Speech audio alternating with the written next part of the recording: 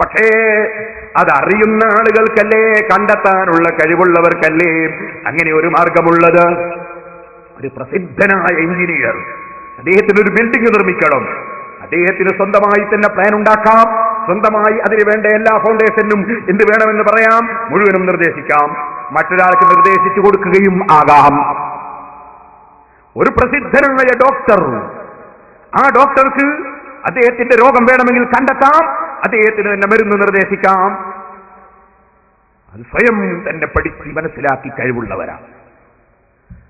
എന്നാൽ doctor ആകാത്തവനോ engineer ആകാത്തവനോ, അതിന്റെ ആ എഞ്ചിനീയർക്ക് പറ്റെങ്കിൽ എനിക്കും പറ്റൂലേ? വീടുണ്ടാക്കി എങ്ങനെ ഉണ്ടാവും? ഉണ്ടാക്കി തീരുന്നതിന് മുമ്പ് അതിൻ്റെ ഉള്ളിലാവും, ഉണ്ടാക്കി കഴിയുന്നതിന് മുമ്പ് ബിൽഡിങ്ങിന്റെ അടിയിലാവും. അതുപോലെ ഡോക്ടർ ആകാത്തവൻ, ഞാനും ഡോക്ടറാണ്, അയാൾക്ക് പറ്റുമെങ്കിൽ എനിക്കും പറ്റൂലേ എന്ന് പറഞ്ഞു വന്നാലോ മരുന്ന് കുടിച്ച് കഴിയുമ്പോഴേക്ക് കബറ് കുഴിക്കേണ്ടി വരും. അപ്പൊ നിങ്ങൾ മനസ്സിലാക്കണം, ഇത് പ്രകൃതി നിയമമാണ്. അറിവുള്ളവന് സ്വന്തം കണ്ടെത്താൻ കഴിയും. അതിന് ഉപകരണങ്ങൾ വേണ്ടത് വേണം, ഉപകരണം വേണം, വരക്കണമെങ്കിൽ ഉപകരണം വേണം, ഡോക്ടർമാർക്ക് വേണം, ഒരുപാട് സ്കാനിങ് വേണം, അതൊക്കെ ഉപകരണം വേണം. ഉപകരണം ഇല്ലാത്തവൻ പഠിച്ചിട്ട് കാര്യമുണ്ടോ? അതും കാര്യമില്ല. നന്നായി പഠിച്ചിട്ടുണ്ട്, ഒരു സ്കാനും ഇല്ല, ഒരു ഉപകരണമില്ല, പഠിച്ചിട്ടുണ്ട്, മതിയാവില്ല, ഉപകരണം വേണം. എന്നാൽ ഇസ്ലാമിന്റെ വിഷയം കണ്ടെത്താനുള്ള ഏറ്റവും വലിയ ഉപകരണം എന്താണ്? അത് അപാരമായ ബുദ്ധിയാണ്.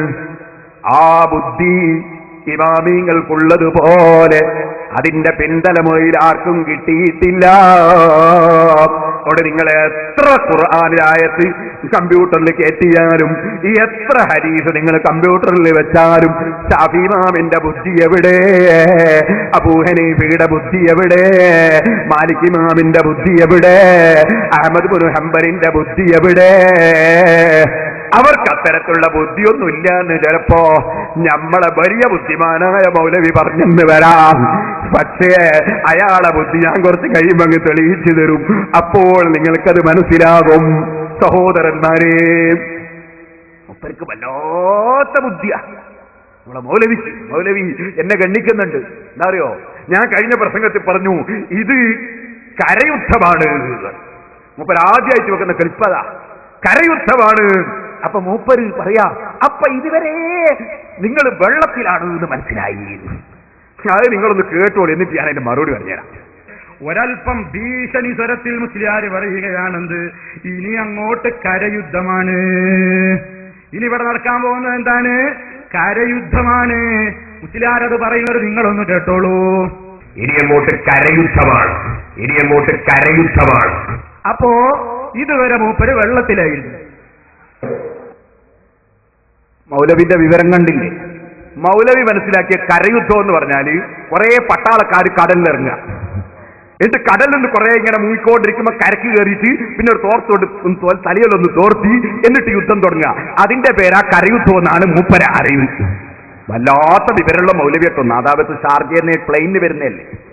കരയുദ്ധം എന്ന് പറഞ്ഞാൽ വെള്ളത്തിൽ കുറച്ച് ദിവസം കിടന്നിട്ട് പിന്നെ കരക്ക് കയറിയിട്ട് തോർത്തുകൊണ്ടും ഒക്കെ ഒന്ന് തോർത്തി എന്നിട്ട് നടന്ന യുദ്ധത്തിനാണോ മൗലവി കരയുദ്ധം എന്ന് പറയാം? ഖുർആനോ നിങ്ങൾക്കറിയില്ല, ഹദീസ് നിങ്ങൾക്കറിയില്ല, ഇജ്മാ നിങ്ങൾക്കറിയില്ല, ഖിയാസ് നിങ്ങൾക്കറിയില്ല, ഇബാറത്ത് നിങ്ങൾക്കറിയില്ല, ഒന്നും അറിയില്ല. പിന്നെ മലയാളത്തിൽ കരയുദ്ധം എന്ന് എന്തിനാ പറയാന്ന് അതും അറിയില്ല. വല്ലാത്ത ബുദ്ധിയും വിവരവുമാണ് കേട്ടോ മൗലവിക്ക്. വല്ലാത്ത ബുദ്ധിയാ. ഒരു സ്ഥലത്ത് മൗലവി പ്രസംഗിക്കുന്നത്, ജനങ്ങളെ, നമ്മളെ ഉപ്പാപ്പമാരെ ഒന്നും സ്വീകരിക്കാൻ പറ്റില്ല, നമ്മളെ മുൻഗാമികളൊന്നും സ്വീകരിക്കാൻ പറ്റില്ല. മുൻഗാമികളെ സ്വീകരിക്കുന്നതാണെങ്കിൽ പിന്നെ കുട്ടികളെതിനാ മദ്രസയെ പറഞ്ഞേക്കുന്നു? ഇപ്പൊ ചോദിക്കുക, ഉപ്പാപ്പാന്റെ ഇരുന്ന് കണ്ടങ്ങ് പഠിച്ചാൽ പോരെ? അപ്പൊ മുജാഹിദീങ്ങളൊക്കെ മദ്രസയെ കുട്ടികൾ പറഞ്ഞേക്കുന്നതിനാണ് ബാപ്പ പഠിപ്പിച്ചതല്ലാത്തത് പഠിപ്പിക്കാൻ, ഉമ്മ പഠിപ്പിച്ചതല്ലാത്തത് പഠിപ്പിക്കാൻ, വീട്ടിൽ നിന്ന് നടക്കുന്ന ഒന്നും അല്ലാത്തൊരു പരിപാടി പഠിക്കാനാണ് മുജാഹിദീകൾ മദ്രസയെ പഠിപ്പിക്കുന്നതെന്ന് മനസ്സിലായി എന്ന് വെച്ചോട്ടോ മോനെ. ഞാൻ പറഞ്ഞു വരുന്നത്, പ്രിയപ്പെട്ടവരെ, ഇസ്ലാം മനസ്സിലാക്കാനുള്ള മാർഗമാണ്. ഇസ്ലാം മനസ്സിലാക്കേണ്ടത് നാട്ടിലെ ഭൂരിപക്ഷത്തെ നോക്കിയിട്ടല്ല, നാട്ടിലെ ഭൂരിപക്ഷം വരുന്ന ആളുകൾ എന്ത് പറയുന്നു എന്ന് നോക്കിയിട്ടല്ല, എന്റെ ബാപ്പയും എന്റെ ഉപ്പാപ്പയും എന്ത് ചെയ്തു എന്ന് നോക്കിയിട്ടല്ല. അങ്ങനെയാണെങ്കിൽ ബാപ്പയും ഉപ്പാപ്പയും ചെയ്തത് വീട്ടിൽ നിന്ന് അങ്ങോട്ട് പകർത്തിയാൽ മതി. നമ്മൾ ഇന്ന് വേറെ ഒരു മദ്രസയിലേക്ക് പോകേണ്ടതില്ല. മനസ്സിലായില്ലേ? അപ്പൊ ബാപ്പയും ഉമ്മയും പഠിപ്പിച്ചത് അതിനുവേണ്ടിയല്ല മദ്രസയിൽ പോകുന്നത്.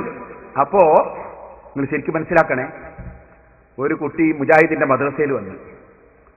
മദ്രസയിൽ വന്നിട്ട് ഉസ്താദ് എന്ത് ചെയ്തു പറഞ്ഞാൽ പഠിപ്പിക്കാൻ എന്താണ് നമസ്കാരം 5 നേരം ഫർളാണ്. അപ്പൊ ഈ കുട്ടി അത് പഠിക്കാൻ വേണ്ടി ഞാൻ വന്നില്ല. ഞാനിപ്പം വീട്ടിൽ നിന്ന് വന്നില്ല 5 നേരം നിസ്കരിക്കുന്നത്. വീട്ടിൽ നിന്ന് പഠിക്കാനല്ല ഞാനിവിടെ വന്നത്. ഞാൻ ഹുസൈൻ സലഫിന്റെ പ്രസംഗം കേട്ടതാണ്. നാദാവത്ത് ലോകട്ടാകെ പോയിട്ട് ഇയാൾ ഇങ്ങനെ പ്രസംഗിക്കുന്നുണ്ടെന്ന്. വീട്ടിൽ നിന്ന് പഠിച്ചാൽ ശരിയാവില്ല എന്ന് പറഞ്ഞ് മദ്രസയിൽ പോകുന്നത് എന്തിനാണ്? വീട്ടിൽ നിന്ന് പഠിച്ചാലാത്ത വേറൊരു ആശയം പഠിക്കാനാണ്. അതുകൊണ്ട് 5 നേരത്തെ നിസ്കാരമുള്ള ഭർത്താനെ എന്നോട് പറയണ്ട. ഈ കുട്ടീനോട് ഉസ്താദേ അല്ല മോനെ 5 നേരത്തെ നിസ്കാരം മുസ്ലിമേക്ക് നിർബന്ധമാണ്. അതുകൊണ്ടാണ് അതിന്റെ ബാപ്പ വീട്ടിൽ നിസ്കരിക്കും. ബാപ്പ പഠിക്കാൻ മദ്രസയിൽ വരണ്ടില്ല എന്ന് മൗലവി പറഞ്ഞിരിക്കുന്നു. സുബ്ഹാനല്ലാഹ്, എല്ലാ മുജാഹിദ് മദ്രസയും പൂട്ടണ്ടേ? വല്ലാത്ത ബുദ്ധിയാണ് കേട്ടോ. ഇനിയിപ്പോ ഈ മൗലവി ഷാഫി ഇമാമിനെ കാണാൻ ബുദ്ധിയുള്ള ആളാണ്, അബൂ ഹനീഫയേക്കാൾ ബുദ്ധിയുള്ള ആളാണ് എന്ന് വിശ്വസിക്കുന്നവരുണ്ടെങ്കിൽ അവർക്ക് വേണ്ടിയാണ് ഞാൻ ഇയാളെ ബുദ്ധി ഒന്ന് ചൂണ്ടിക്കാണിച്ചത്.